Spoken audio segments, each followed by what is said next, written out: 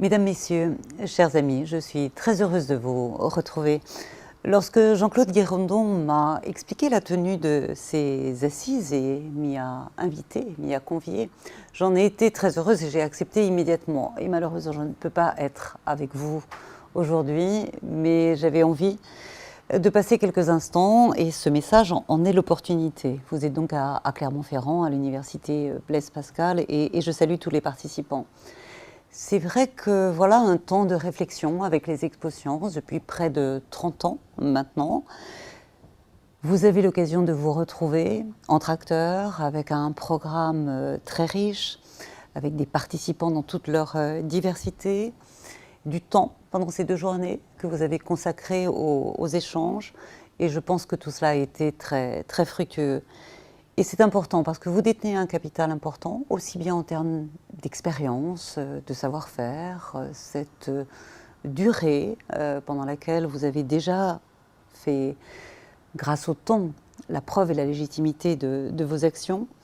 Et c'est un moment particulièrement important parce que tout ce contexte général dans lequel se situe notre action est en train d'évoluer. Il évolue bien sûr sur le plan institutionnel et vous l'avez vu avec les textes sur la refondation de l'école.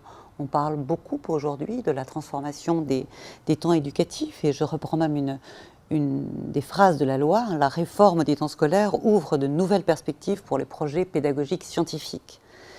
En termes institutionnels également, vous le savez, le ministère de l'Enseignement supérieur et de la Recherche et le ministère de la Culture sont en train d'élaborer, dans le cadre des assises de l'enseignement supérieur et de la recherche, une réflexion stratégique dans les relations entre la science et la société.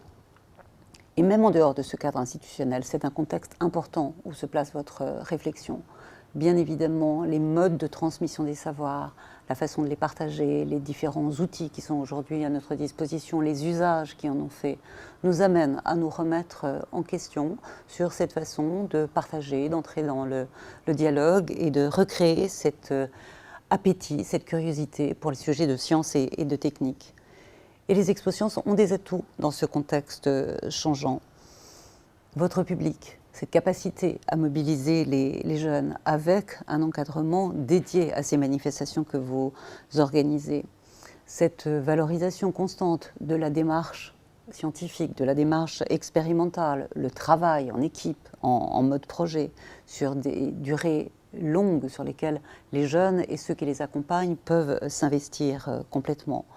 Cette capacité, elle est importante à diffuser au sein des territoires pour aller en proximité, là où parfois les publics sont des publics éloignés justement de la science et des techniques.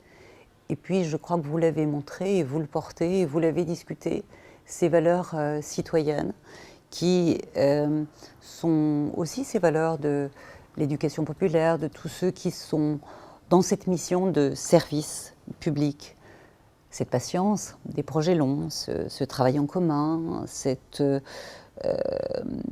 côté de plaisir, ce côté festif que portent les Expo-Sciences au moment où se réunissent tous ces projets présentés, c'est quelque chose d'important dans ce que vous véhiculez, de ce que nous aimons partager. Ces valeurs, j'en parlais, ces valeurs citoyennes, ces valeurs de bonheur et d'épanouissement, je pourrais dire.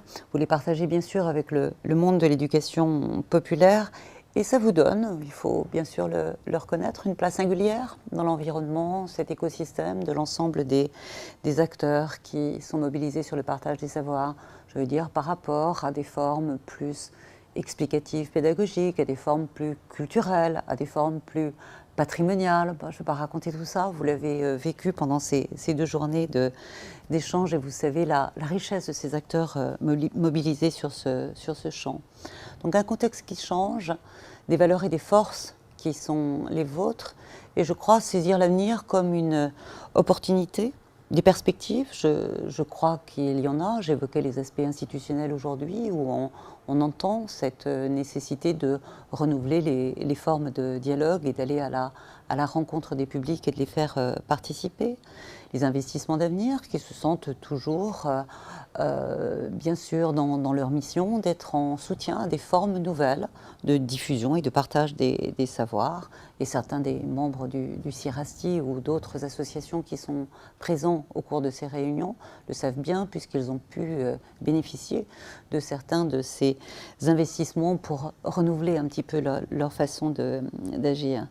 Et je suis sûre que ces 2 journées d'assises vont vous permettre de prolonger ce mouvement. Je dirais peut-être aussi y insister sur le fait qu'il y a dans la diversité des expressions parfois un éparpillement ou une nécessité de se regrouper avec des initiatives cousines, appelons-les comme ça. J'ai eu la chance de participer par exemple à des manifestations comme Fête de la science, mais le Fête FAITES, porté par les universités, qui ont aussi ces projets à proposer, ou la Fondation C'est Génial, qui a aussi son concours avec des projets collaboratifs, éducatifs. Et puis ce dont on entend beaucoup parler en ce moment, c'est Makers Faire. Ça, c'est une notion un petit peu plus internationale, mais c'est quelque chose qui vous est aussi tout à fait connu et sur lequel vous travaillez. Peut-être penser donc à réfléchir aussi les perspectives d'évolution dans quelque chose qui est peut-être de la mise en réseau et du partage d'opportunités et de moyens. Je pense que tout cela, vous l'avez eu dans vos réflexions, cette nécessité aussi, à l'époque d'aujourd'hui, de faire masse critique et de trouver les bons effets des multiplicateurs pour avoir plus de rayonnement et de visibilité.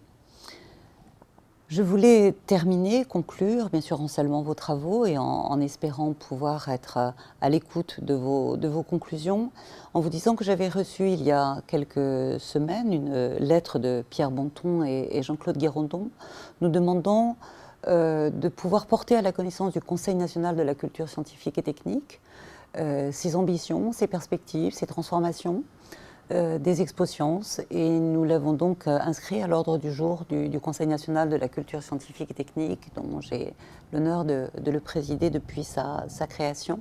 Et ça sera donc discuté le 16 mai. Et je pense que les conclusions de vos travaux de ces 2 journées seront sûrement des éléments importants pour nourrir cette réflexion et cette présentation. Puis un autre élément qui, je pense, satisfera cette envie d'être dans le dialogue et la participation, le fait que le CNAGEP ait proposé un représentant qui puisse mieux traduire dans le côté opérationnel, je parle du comité opérationnel des instances de gouvernance de la culture scientifique et technique. Donc le CNAGEP nous a proposé un représentant pour cette sensibilité de l'éducation populaire et donc dans lequel, je pense, vous retrouverez à même de pouvoir proposer des idées et des évolutions. C'était un petit peu ce message que je voulais partager avec vous aujourd'hui. Voyons cet avenir changeant, ce changement de contexte, comme une opportunité pour faire connaître et reconnaître les valeurs que vous portez vers des publics qui sont toujours très en appétit et en plaisir de découvrir ce que d'autres, grâce à votre support, ont pu faire.